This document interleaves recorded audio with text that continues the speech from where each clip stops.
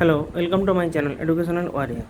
Today I shall discuss about a chapter that is chemical reaction, which is the chapter of class 8 students ICSC board, and this chapter is belongs to pre-annual examinations. Okay, so it is very much important chapter. So what is the chemical reaction. तो chemical reaction क्या है? Chemical reaction में जो है आपका, जैसे मान लीजिए कोई ऑक्साइड जो ऑक्साइड है, तो कुछ मेटल्स है, कुछ नॉन मेटल्स है। तो जब कुछ मेटल्स और कुछ नॉन मेटल्स जब ऑक्सीजन या हाइड्रोजन के साथ जब रिएक्ट करता है, तो वो क्या करता है, वो जब रिएक्शन करता है तब ऑक्साइड फॉर्म करता है या हाइड्रेट फॉर्म करता है। तो उस जब हाइड्रेट या ऑक्साइड फॉर्म करता है उसमें हम लोग हीट करते हैं, या आपको उसमें कुछ कैटालिस्ट यूज़ करते हैं। तो क्या होता है, वो जो सब्सटेंसेस वो फॉर्म करता है, वो सब्सटेंसेस हम कम्प्लीटली नया सब्सटेंसेस फॉर्म करते हैं। मतलब उसका जो कैरेक्टरिस्टिक है, वो जो कॉन्स्टिट्यूएंट एलिमेंट है, उस एलिमेंट का कैरेक्टरिस्टिक से वो कम्प्लीटली अलग है। ठीक है, तो इसको बोलते हैं केमिकल रिएक्शन। और जो कंपोनेंट हमको मिलता है, जो मतलब प्रोडक्ट हमको मिलता है, उस प्रोडक्ट से हम पहले का जो कॉन्स्टिट्यूएंट एलिमेंट है, उस कॉन्स्टिट्यूएंट एलिमेंट्स को मिलना बहुत ही मुश्किल है, लगभग हम उसको नहीं पा सकते हैं। जैसे मान लीजिए वाटर से हम उसको इलेक्ट्रोलाइसिस करके हाइड्रोजन ऑक्सीजन लेके आ सकते हैं। ठीक है, मगर जैसे मान लीजिए आप सोडियम और क्लोरीन के जब आप अटैच करेंगे, जब आप रिएक्शन करेंगे सोडियम और क्लोरीन मिला के, तो क्या निकलेगा, वो सोडियम क्लोराइड फॉर्मेशन करेगा। सोडियम क्लोराइड जो फॉर्मेशन करेगा, उसमें उसका जो कैरेक्टरिस्टिक है वो कम्प्लीटली अलग है सोडियम और क्लोरीन से। देखिए, जैसे डबल बॉन्ड यहाँ से निकालते हैं, a chemical bond between the atoms और group of atoms of reaction substances and rearrangement of the atoms making new bond to form new substances with absorption or release of energy normally in the form of heat and light। तो जब chemical reaction होता है तब वो क्या करता है, कुछ हीट और लाइट वो फॉर्म करता है। केमिकल रिएक्शन के पहले एक चीज़ है, जब दो एलिमेंट, जैसे मान लीजिए दो एटम्स जब मॉलिक्यूल फॉर्म करता है, तो दोनों एटम के बीच में एक बॉन्ड फॉर्म होता है। उस बॉन्ड को हम बोलते हैं क्या, डबल बॉन्ड या सिंगल बॉन्ड या ट्रिपल बॉन्ड फॉर्म करता है।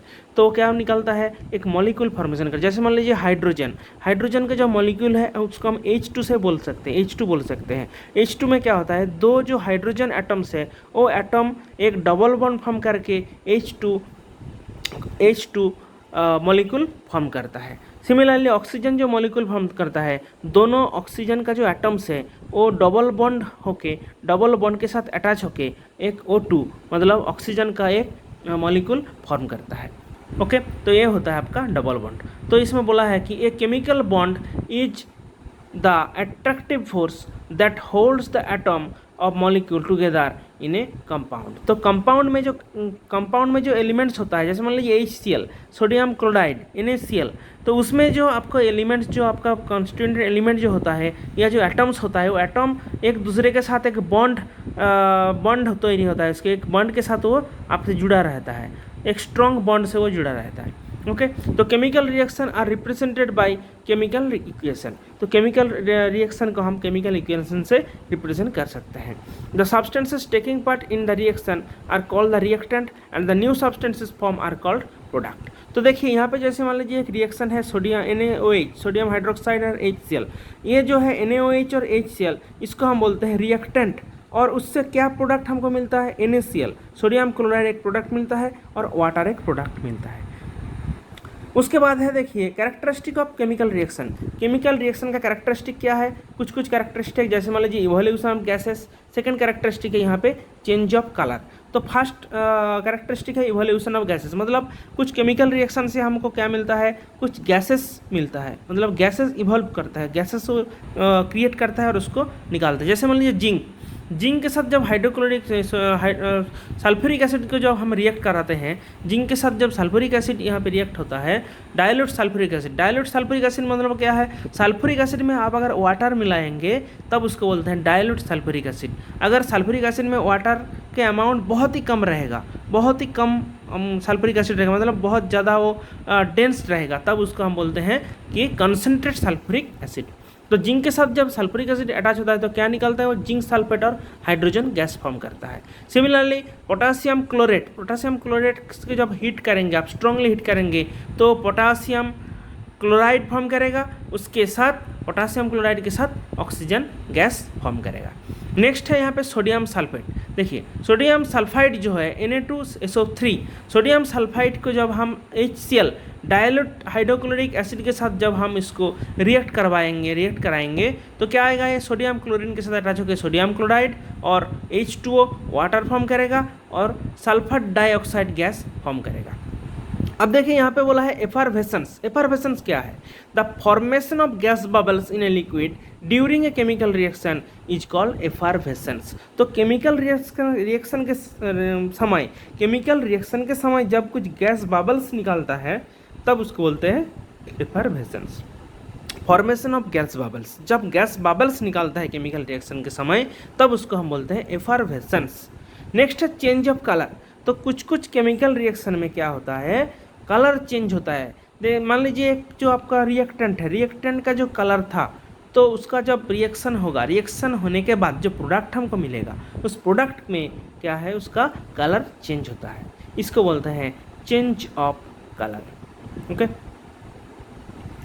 तो केमिकल रिएक्शन है, केमिकल रिएक्शन फिजिकल चेंज जैसे होता है। फिजिकल चेंज में क्या होता है, फिजिकल चेंज में आपका जो कंस्टिट्यूएंट एलिमेंट है, कंस्टिट्यूएंट एलिमेंट को मिला के जब हम प्रोडक्ट मिलता है, वो प्रोडक्ट से हम कंस्टिट्यूएंट एलिमेंट वापस मिलता है और कंस्टिट्यूएंट एलिमेंट में प्रोडक्ट का जो कैरेक्टरिस्टिक है वो रह जाता है। ओके, मगर केमिकल रिएक्शन में अलग होता है। केमिकल रिएक्शन में जो कंस्टिट्यूएंट एलिमेंट है उसको जब हम रिएक्शन करवाएंगे, न्यू प्रोडक्ट आएगा, वो प्रोडक्ट का कैरेक्टरिस्टिक चेंज है।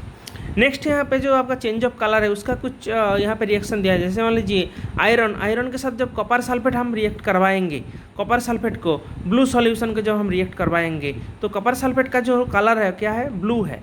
इसको जब रिएक्ट करेंगे तो क्या निकलेगा, ferrous sulphate FeSO4 green solution निकलेगा, इसका कलर हो जाएगा green.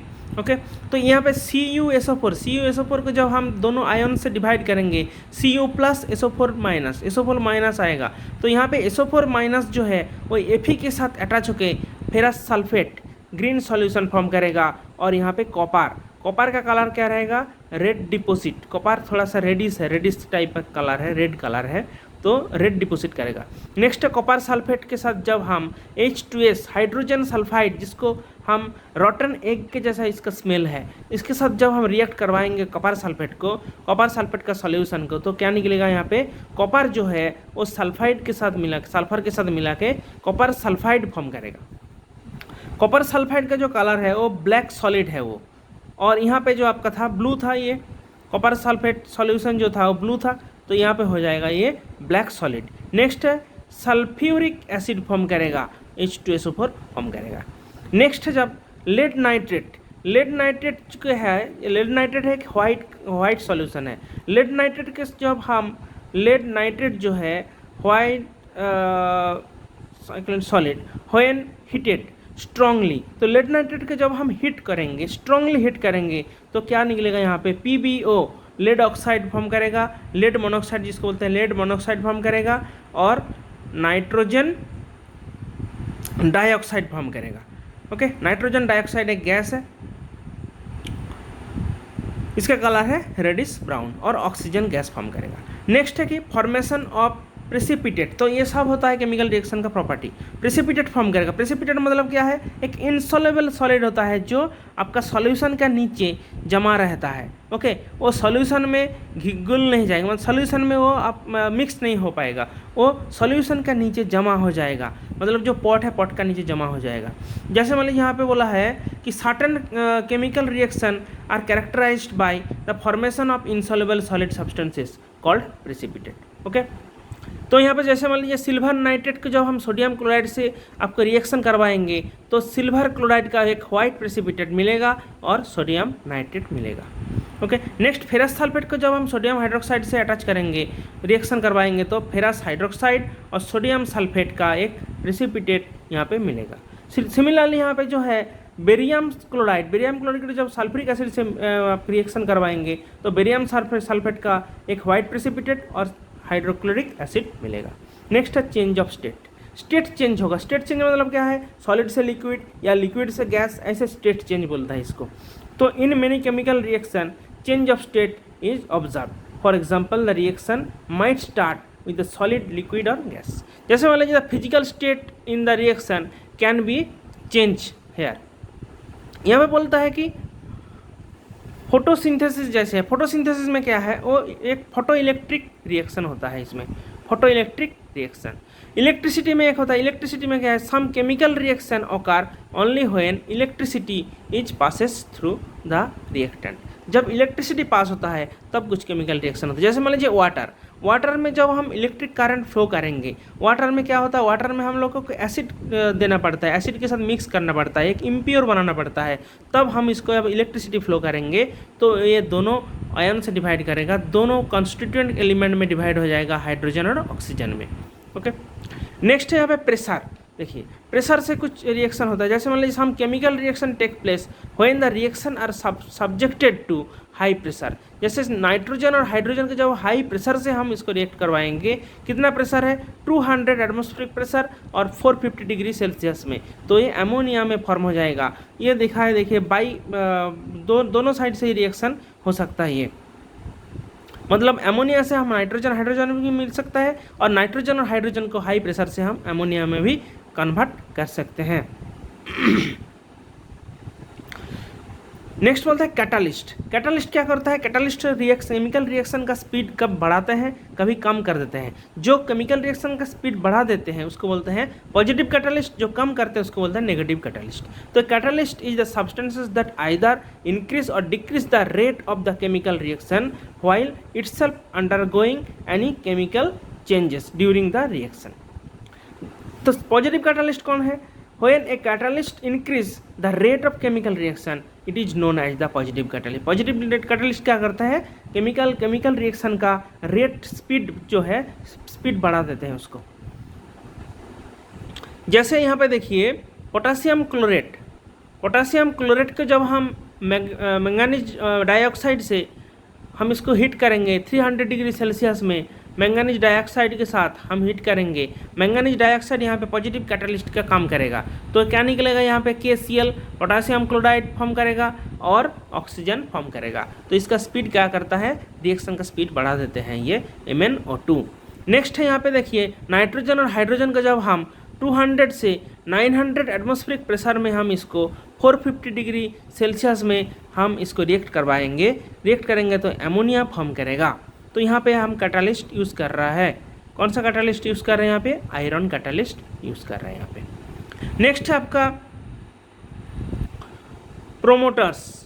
Substances that improve the efficiency of a catalyst are called promoters. तो ये क्या करता है, कैटालिस्ट का जो आपका एफिशिएंसी है उसको इंक्रीज कर देता है, ये प्रोमोटर उसको इंक्रीज कर देते हैं। जैसे मान लीजिए यहाँ पे कुछ प्रोमोटर का नाम दिया है, iron is the formation of the ammonia gas from hydrogen and nitrogen, promoters cannot work without a catalyst। तो प्रोमोटर कैटालिस्ट के बिना कुछ काम नहीं करता है यहाँ पे, ठीक है। तो प्रोमोटर अगर रहेगा, मतलब कैटालिस्ट अगर रहेगा तभी प्रोमोटर यहाँ पे काम करेगा। जैसे मान लीजिए मोलिबोडिनम जो है, मोलिबोडिनम एक प्रोमोटर के रूप में काम करता है, एफिशिएंसी वो बढ़ा देते हैं कैटालिस्ट का। जैसे आयरन का एफिशिएंसी बढ़ा देते हैं, ये कौन, ये होता है आपका मोलिबोडिनम। नेगेटिव कैटालिस्ट कौन है, जो केमिकल रिएक्शन का रेट कम कर देते हैं उसको बोलते हैं negative catalyst. When substances decrease the rate of the chemical reaction it is known as the negative catalyst. Enzyme as a catalyst in biochemical reaction. तो एंजाइम जो होता है हमारा बॉडी में, जो एंजाइम मिलता है वो एंजाइम क्या होता है, एक कैटालिस्ट का काम करता है, मगर वो खुद डाइजेस्ट नहीं होता है, वो डाइजेस्ट करवाते हैं। ओके, तो एंजाइम एक कैटालिस्ट का काम करता है। ये एंजाइम क्या है, एंजाइम एक कॉम्प्लेक्स ऑर्गेनिक कंपाउंड है made of the protein unit that is act as a catalyst for biochemical reaction in the body cell of the living beings. The process of digesting food in a series of the complex chemical reaction which is a very slow process. One meal can take 50 years to get digested. The process of enzyme accelerate the digestion process and reduce its time to 2 to 3 hours. मतलब यहाँ पे बोला है कि जब हम कुछ खाना खाते हैं वो खाना हजम होने में हमारा 50 ईयर्स लग जाएगा अगर एंजाइम नहीं रहेगा। तो एंजाइम होगा तो क्या करेगा, वो खाने को डाइजेस्ट कर देगा, 2 से 3 आवर के बीच में वो खाना को आपको डाइजेस्ट करवा देगा। तो एंजाइम हम लोग जैसे हमारा जो माउथ है, माउथ के अंदर एक एंजाइम होता है, ओके, वो आपका कार्बोहाइड्रेट को डाइजेस्ट करता है। नेक्स्ट यहाँ पे देखिए कुछ यहाँ पे एंजाइम के बारे में बोला है, जैसे amylase present in the saliva break starch into simpler sugar. तो स्टार्च को शुगर में कन्वर्ट करता है कौन, एमाइलेज। नेक्स्ट है पेप्सिन क्या करता है, in stomach break protein into amino acid. तो यहाँ पे पेप्सिन क्या करता है, प्रोटीन को डाइजेस्ट करता है, अमाइनो एसिड में कन्वर्ट करते हैं। तो amino acid trypsin and lipsin in the small intestine help to break down the starch, fat and the protein into glucose, fatty acid and glycerol। तो यहाँ पे जो एमाइलेज है, ट्रिप्सिन है और लाइपेज है, तो यह क्या करता है, एमाइलेज क्या करता है, एमाइलेज होता है आपका स्टार्च को ब्रेक डाउन करके, स्टार्च को ब्रेक डाउन करता है वो स्टार्च को, और फैट को ब्रेक डाउन करता है कौन, trypsin, and protein into glucose, protein को ब्रेक डाउन करता है यहाँ पे ट्रिप्सिन, और लाइपेज क्या करता है, फैटी एसिड को ग्लिसरॉल और ग्लिसरॉल में एंड अमाइनो एसिड में कन्वर्ट कर देते हैं। नेक्स्ट यहाँ पे मल्टोस क्या है, मल्टोस एक एंजाइम होता है, प्रेजेंस कहाँ पे रहता है, ये लिविंग सेल्स ऑफ ईस्ट का जो लिविंग सेल है ईस्ट में ये रहता है मल्टोस क्या करता है, help in the conversion of the maltose into glucose.